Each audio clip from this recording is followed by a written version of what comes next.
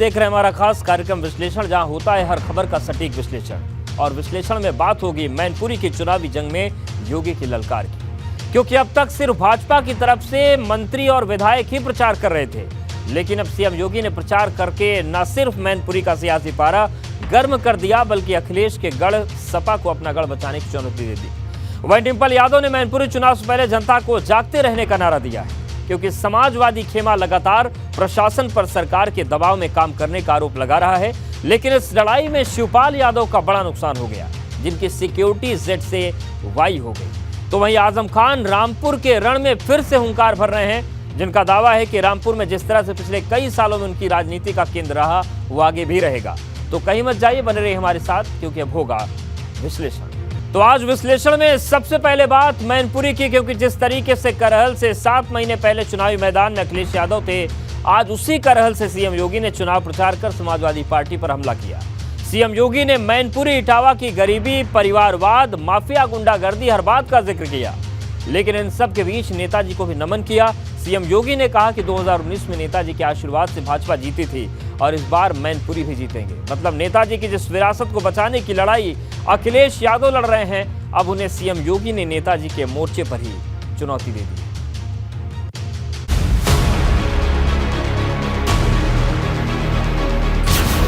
अखिलेश के गढ़ में योगी की हुंकार, मैनपुरी में जंग आर या पार।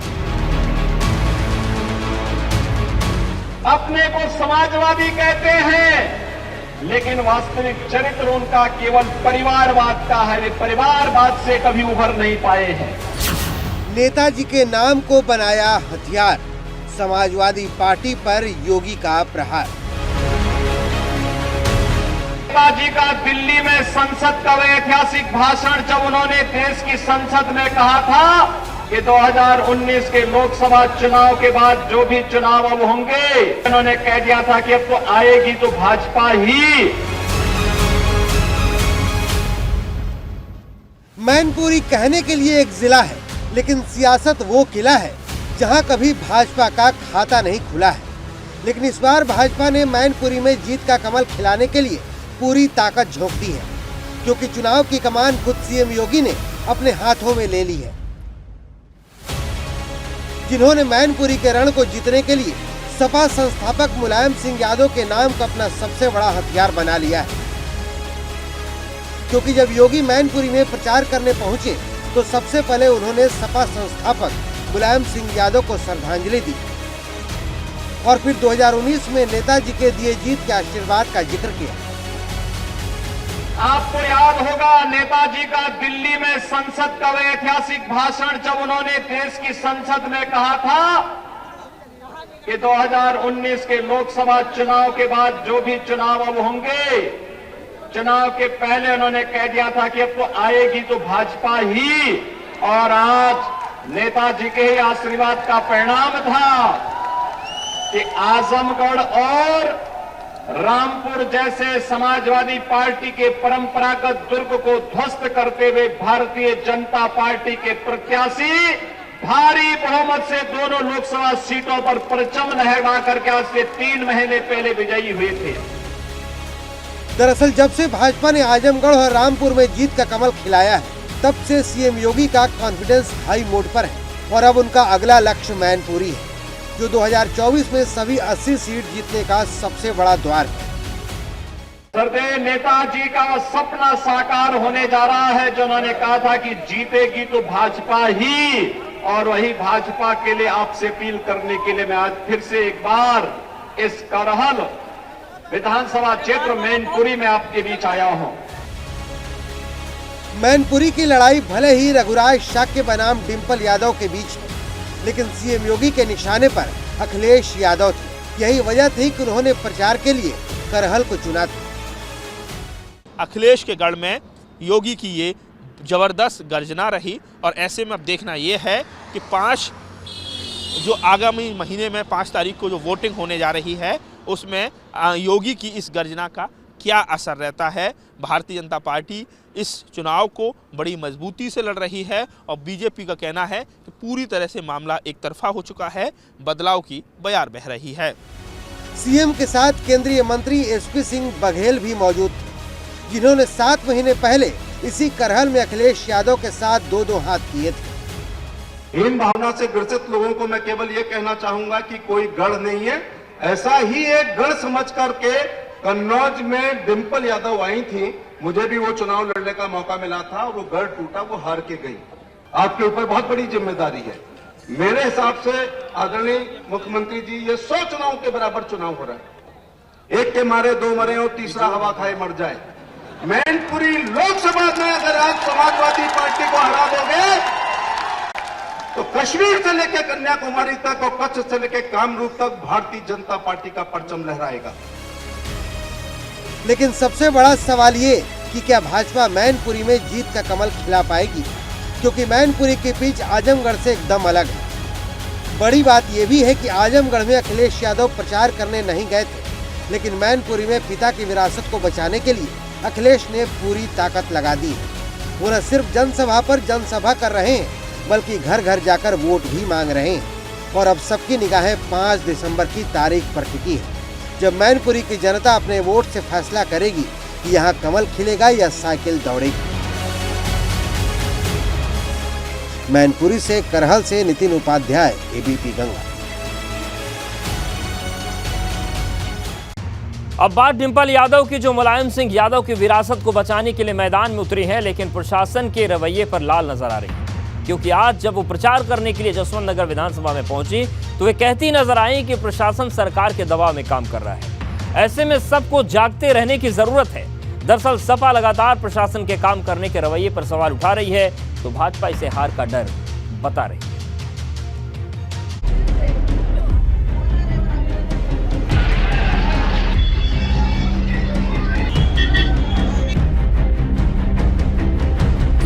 डिंपल ने दिया जागते रहो का नारा, चुनाव से पहले चढ़ा लाल किले का पारा। तो आप लोगों से मैं इतना ही कहूंगी कि आप बस अपने घर पे मत सोइएगा 4 तारीख को, और 5 तारीख को कोई आपको छू नहीं सकता है। नेताजी के नाम पर चुनाव, सपा में प्रशासन के डर का तनाव। आप जाइएगा, वोट डाल के आइएगा, और 6 तारीख को तो प्रशासन गायब हो ही जाएगा यहाँ से, जितने भी आए हैं। मुलायम की विरासत बचाने की चुनौती, मैनपुरी में किसकी विजय होगी? यह मेरा चुनाव नहीं है, ये आप सबका चुनाव है, और यह हमारे पूजनीय आदरणीय नेताजी का चुनाव है। जैसे जैसे वक्त बीत रहा है, मैनपुरी में सियासी तनाव बढ़ता जा रहा है। समाजवादी पार्टी के सामने गढ़ बचाने से लेकर नेताजी की विरासत बचाने की चुनौती है। वहीं एक टेंशन प्रशासन की भी है, जिसको लेकर समाजवादी पार्टी लगातार आरोप लगा रही है। वहीं डिंपल यादव ने मैनपुरी की जनता से रात में जागते रहने की अपील कर उपचुनाव की लड़ाई को नाक की लड़ाई बना दिया है। मैं साथियों से भी कहना चाहूंगी और समाजवादी नेताओं से कि 4 तारीख को तो प्रशासन सख्ती कर सकता है, तो आप लोगों से मैं इतना ही कहूंगी कि आप बस अपने घर पे मत सोइएगा 4 तारीख को, और 5 तारीख को कोई आपको छू नहीं सकता है। आप जाइएगा, वोट डाल के आइएगा, और 6 तारीख को तो प्रशासन गायब हो ही जाएगा यहाँ से, जितने भी आए हैं। गौरतलब है कि समाजवादी पार्टी लगातार प्रशासन पर सरकार के दबाव में काम करने का आरोप लगा रही है, तो भाजपा इसे हार का डर बता रही है। लेकिन इन सब के बीच डिंपल यादव ने चुनाव प्रचार में पूरी ताकत झोंक दी है। वो न सिर्फ नुक्कड़ सभाएं कर रही हैं, बल्कि नेताजी के नाम पर भावनात्मक अपील कर वोट भी मांग रही हैं। जहाँ प्रशासन चुनाव लड़ रहा है, वहीं मैनपुरी की जो क्षेत्र की जो जनता है, जो यहाँ के लोग हैं, वो नेताजी का यहाँ चुनाव लड़ रहे हैं। यह मेरा चुनाव नहीं है, ये आप सबका चुनाव है, और यह हमारे पूजनीय आदरणीय नेताजी का चुनाव है। और मुझे पूरा भरोसा है कि मैनपुरी आने वाले समय में सच्ची श्रद्धांजलि, सच्चा सम्मान और इतिहास के पन्नों में अपना नाम लिखने का काम करेगा। मैनपुरी लोकसभा उपचुनाव को जीतने के लिए सैफई कुनबा पूरी तरह से जी जान से जुटा हुआ है। इसी क्रम में आज जसवंत नगर के बसरेहर ब्लॉक के कई सारे गांवों में डिंपल यादव ने चुनाव प्रचार किया। उनके साथ प्रसपा के प्रदेश अध्यक्ष आदित्य यादव भी मौजूद रहे।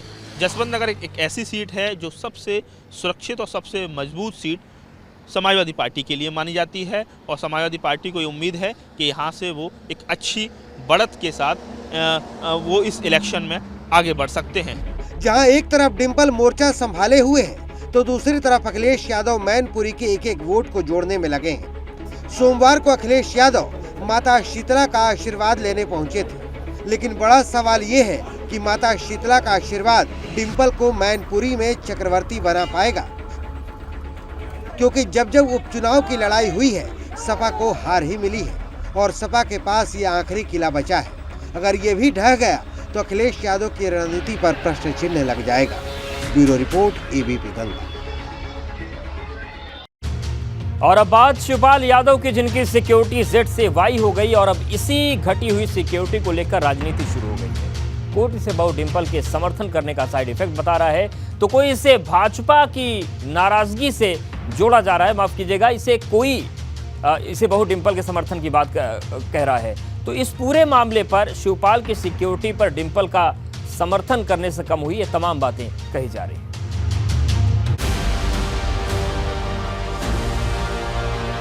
बहू के समर्थन के साइड इफेक्ट, चाचा की सिक्योरिटी हैक।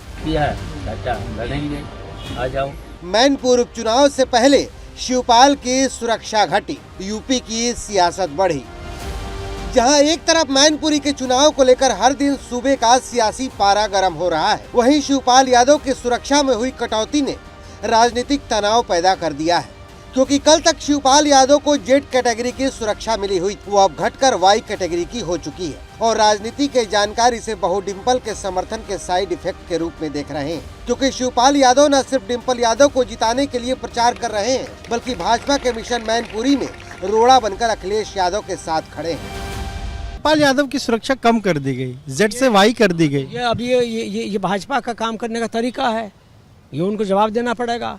विपक्षी नेताओं के साथ किस तरह का व्यवहार वो कर रहे हैं सुरक्षा को लेकर के, ये भाजपा को जवाब देना पड़ेगा। सपा मांग करेगी कि उनकी सुरक्षा Z श्रेणी की रखी जाए। अब ये वो तो हमारी तो मांग है ही है। समाजवादी पार्टी ने साफ तौर से सुरक्षा वापस लिए जाने पर सरकार को घेरा है। पार्टी का साफ तौर पर कहना है कि दरअसल बीजेपी विपक्ष के नेताओं के साथ इसी तरह का व्यवहार करती है, कभी सुरक्षा बढ़ा देती है तो कभी सुरक्षा घटा देती है, और इसका जवाब सरकार को देना चाहिए कि शिवपाल यादव की सुरक्षा को क्यों घटाया है, वो भी ऐसे वक्त में जब उपचुनाव मैनपुरी में हो रहे हैं।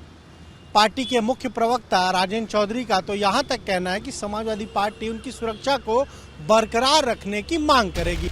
सूत्रों के मुताबिक शिवपाल यादव को जेड कैटेगरी की ये सुरक्षा 2018 में मुख्यमंत्री योगी से मुलाकात के बाद मिली थी, लेकिन अब जिस तरह से उनकी सुरक्षा घटी है उससे सवाल बड़ा हो गया है कि क्या ये बहु डिंपल के लिए प्रचार करने की वजह से हुआ है, क्योंकि सोमवार को सीएम योगी मैनपुरी में प्रचार करने आए तो उनके निशाने पर सबसे ज्यादा शिवपाल यादव ही थे। वो कभी शिवपाल को पेंडुलम बता रहे थे तो कभी फुटबॉल बता रहे थे। चचा शिवपाल का उनकी स्थिति पेंडुलम जैसी हो गई है। पेंडुलम आपने देखा होगा ना, बेचारे को पिछली बार देखा कितना बेइज्जत करके भेजा था, कुर्सी तक नहीं मिली, कुर्सी के हैंडल में बैठना पड़ा था। भाइयों बहनों, जीवन में पेंडुलम कभी नहीं बनना चाहिए, पेंडुलम का कोई लक्ष्य नहीं होता है। आजकल एक अंतर्राष्ट्रीय स्तर पर फुटबॉल का टूर्नामेंट हो रहा है, फीफा का। फुटबॉल की तरह जब भी व्यक्ति घूमता है, एक किक मारता है, दूसरा दूसरी तरफ से मारता है, उस बेचारे की स्थिति नाचने की होती है। कुछ लोग फुटबॉल बन गए हैं। तो जेड से वाई कर दी गई, उनकी सुरक्षा हटा नहीं ली गई है ना, वो तो विधायक हैं। जब चाचा और भतीजे में झगड़ा था तब उनकी सुरक्षा को खतरा था, और जब चाचा भतीजे एक हो गए तो लोगों की सुरक्षा के लिए खतरा ना बने, इसलिए जितनी सुरक्षा की जरूरत है उतनी सरकार ने दी। दरअसल विधानसभा चुनाव के बाद अखिलेश और शिवपाल के बीच तकरार किसी से छुपी नहीं थी। यहाँ तक कि शिवपाल की भाजपा के साथ जाने की चर्चा भी होने लगी थी, लेकिन मुलायम सिंह यादव के निधन के बाद हालात बदल गए। उपचुनाव के लिए अखिलेश ने समर्थन की अपील की थी। शिवपाल पुरानी तमाम बातें भुलाकर बहु डिंपल के लिए प्रचार करने के लिए तैयार हो गए। 2 घंटे 4 घंटे 6 घंटे टाइम अब डिंपल को जिताने के लिए लगा देना, तो हाथ उठा करके बता दो। लेकिन अब जिस तरह से उनकी सुरक्षा घटी है उससे सियासी सरगर्मी तेज हो चुकी है, क्योंकि शिवपाल से पहले आजम खान की सिक्योरिटी भी कम हो चुकी है।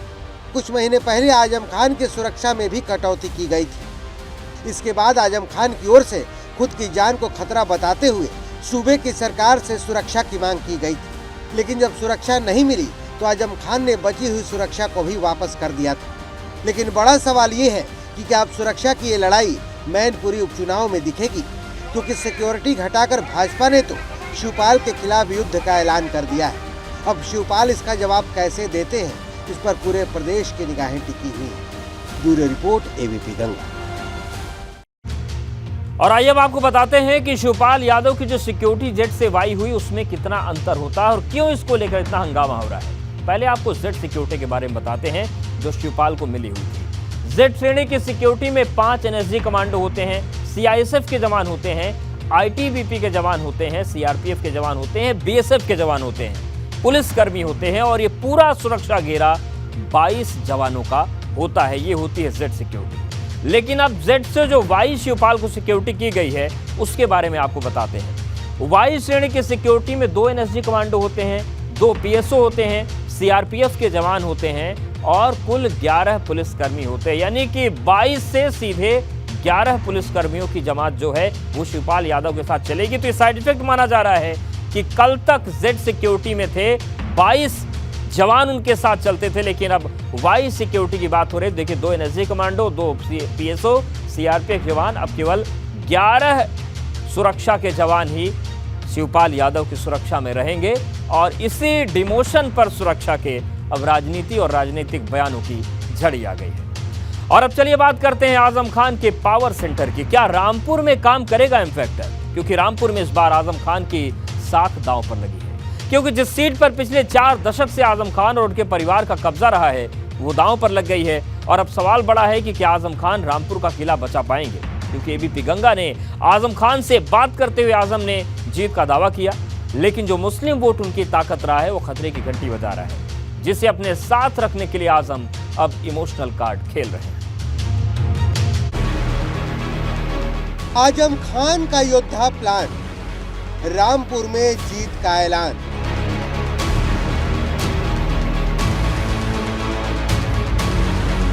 आजम की सियासत का पावर सेंटर, किसे जिताएगा इम्फैक्टर।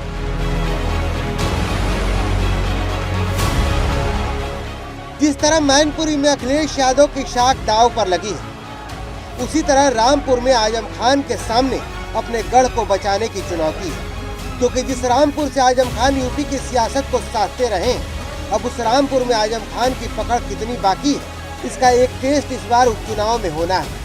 लेकिन आजम खान अभी से अपनी जीत का दावा ठोकने लगे हैं। जो रामपुर की जनता है उससे 5 दिसंबर के लिए आप क्या अपील करना चाहते हैं? जो भी आसमान वाले का फैसला होगा हमें मंजूर होगा। दरअसल रामपुर की सीट पिछले 45 साल से आजम खान और उनके परिवार का ही राज तिलक करती रही है, लेकिन इस बार आजम खान की मुश्किल उन्हीं के करीब रहे फसाहत अली खान ने बढ़ा दी है, जिन्होंने चुनाव से ठीक पहले भाजपा का दामन थाम लिया है। जिन साहब का आप जिक्र कर रहे हैं उन्हें तो हमने कई मौके दिए, वो तो आज भी कटोरा लिए खड़े हैं। उनके टूटे कटोरे में हमने प्रधानी डाली, उसमें उनको 11 वोट मिले। उनके टूटे कटोरे में हमने बीडीसी की मेंबरशिप डाली, उसमें उन्हें 17 वोट मिले। उन्हें ये याद नहीं आया कि 4 बार उनका कटोरा भरा गया। लेकिन वो चाहते हैं कि हमें नहीं मिलता टिकट तो परिवार से किसी को दे देते। वो कौन होते हैं ये कहने वाले? दरअसल जब से रामपुर में उपचुनाव की तारीखों का ऐलान हुआ है, आजम खान सीधे प्रचार से बचते रहे। ये पहली बार है कि जब आजम खान एबीपी गंगा पर आकर अपनी बात रख रहे थे, जहां उन्होंने अपने विरोधियों पर हमला किया, वहीं एक निशाना केशव प्रसाद मौर्य पर भी साधा। दिल, दिमाग, सोच, ज़मीर सब उनका शर्मिंदा है। और अगर आप उनकी आवाज़ का टेस्ट कराएंगे तो टेस्ट भी यही साबित करेगा कि वो झूठ बोल रहे हैं। जीता नहीं है चुनाव, छीना है। तो कह रहे हैं समाजवादी पार्टी समाप्तवादी पार्टी होने जा रही है। मैनपुरी, खतौली और रामपुर हम जीत रहे हैं। इतिहास ही शब्दों का और जुमलों का है इनका। आपको बता दें कि इस बार आजम की विरासत वाली सीट पर उनके करीबी आसिम राजा ताल ठोक रहे हैं, जिन्हें भाजपा के आकाश सक्सेना चुनौती दे रहे हैं। आजम खान रात के अंधेरों में जनसभाएं करके भावुक तरीके से लोगों से अपील कर रहे हैं और आज़म खान अपने ऊपर हो रही कार्रवाई का जिक्र करते हुए और सीतापुर जेल में गुजारे वक्त को याद करते हुए इमोशनल कार्ड खेलते हुए रामपुर की जनता से समाजवादी पार्टी के प्रत्याशी आसिम राजा के लिए वोट मांग रहे हैं, अपील कर रहे हैं। वहीं इन सब के बीच खतौली के दंगल ने भी पश्चिम का पारा चढ़ा दिया है, जहां मदन भैया को जिताने के लिए जयंत चौधरी ने एड़ी चोटी का जोर लगा रखा है। बिल्कुल मतदाता पर्ची बांट रहे हैं, लोगों को प्रेरित कर रहे हैं कि 5 तारीख का उपचुनाव कितना महत्वपूर्ण है, लोगों की जिंदगी में एक महत्वपूर्ण फैसला लोगों को देना है और आगे की कम से कम 4 साल की जो दिशा है क्षेत्र के विकास की वो तय करेगा ये। जयंत चौधरी को लगता है कि गांव की पगडंडियों के सहारे खतौली विधानसभा उपचुनाव में मदन भैया को विजय श्री दिलाई जा सकती है। शायद इसीलिए जयंत चौधरी गांव-गांव जाकर सियासी हवा को अपने पक्ष में कर रहे हैं और बीजेपी को ललकार भी रहे हैं। अब ऐसे में जयंत चौधरी का ये door to door plan BJP के विजय रथ को रोकने में कितना कामयाब हो पाएगा, ये वक्त तय करेगा।